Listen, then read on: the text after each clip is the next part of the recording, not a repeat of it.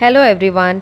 Today we discuss how the tech giants are at crossroads in Hong Kong after the introduction of the national security law and hence the imposition of the Great Firewall of China. For decades, the tech companies have been using the Hong Kong city as a regional base thanks to its relative openness and proximity to China and the Asia Pacific region. Even if its approximately 7 million residents don't make up a significant portion of their users. However, the introduction of the national security law in Hong Kong has given the authorities sweeping powers to regulate the online content, potentially forcing these companies out of Hong Kong altogether due to the simultaneous imposition of the Great Firewall of China. Under the law that went into effect on June 30, Hong Kong police can demand that online platforms and network providers take down content deemed a threat to China's security or restrict access to their services. If they fail to do so, company representatives could face nearly $13,000 in fines and 6 months in prison. Companies are already reacting. Facebook, Twitter, Google, and Microsoft were among those declaring last week that they would temporarily stop honoring the government data requests about their Hong Kong users, while TikTok, owned by Chinese company ByteDance, has already decided to shut down its platform in Hong Kong completely. Experts say firms would be worried by the impact it has on their users, staff, and executives, as well as the global concerns that they would be actively facilitating human rights abuse happening under that framework by providing the users' details to the government. They may wait to see if the government makes a request, but then they will be forced to decide, and leaving would be more likely.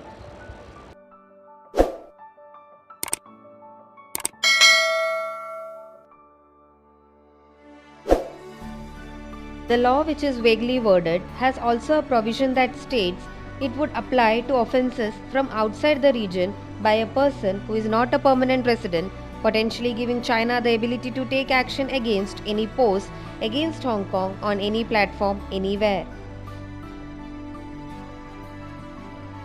While that could lead to a degree of self censorship overseas, experts say there are questions about China's ability to actually enforce its rules on tech platforms outside its own territory. Facebook, Twitter, and Microsoft have said that they will continue to examine the law and its implications on their businesses since the law is vaguely worded.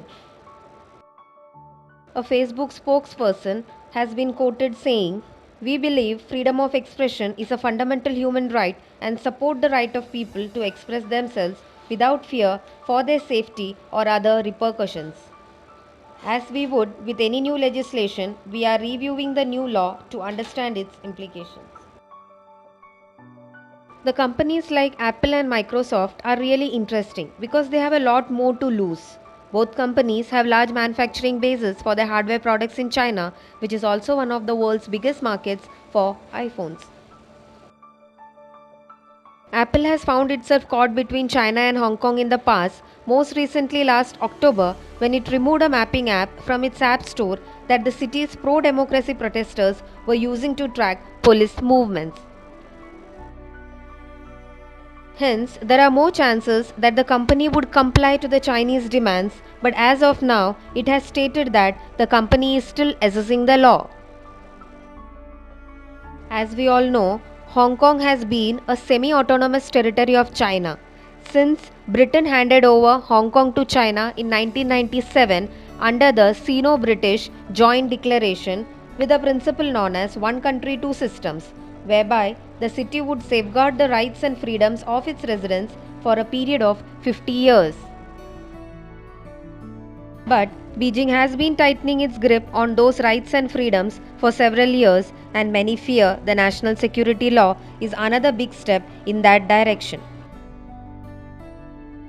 It is clear that the Chinese didn't want to pass the law simply to create the illusion that they control Hong Kong, but they actually want to control Hong Kong and change the facts on ground.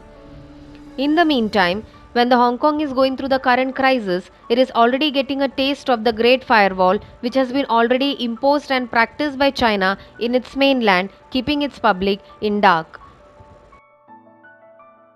Even Hong Kong lawyers are unable to provide clear advice or guidelines on what would amount to an offense. The provisions are so broadly crafted and vaguely worded that they are capable of capturing even benign conduct such as slogans. In short, censorship is coming. American companies such as Facebook and Google, who have currently adopted a wait and watch policy, are actually going through a crisis. If they continue operating in Hong Kong, they would be going against the prevailing political climate at home, where there is so much of anger against the Chinese aggression. Additionally, their employees working in Hong Kong or even those who transit through its borders could face detention in case they refuse to comply with Hong Kong authorities over data sharing requests.